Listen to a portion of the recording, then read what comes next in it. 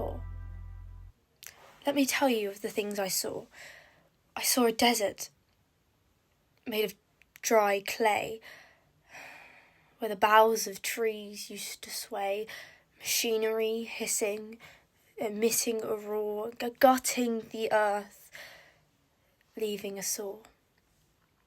Where orangutan elders used to hold court, now orphan children alone and distraught, tired and world-weary.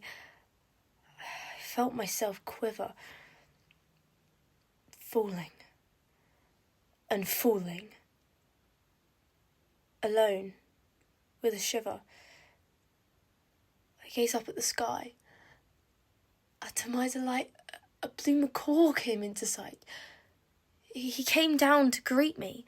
He knew of my plight and guided me up to the heavenly light.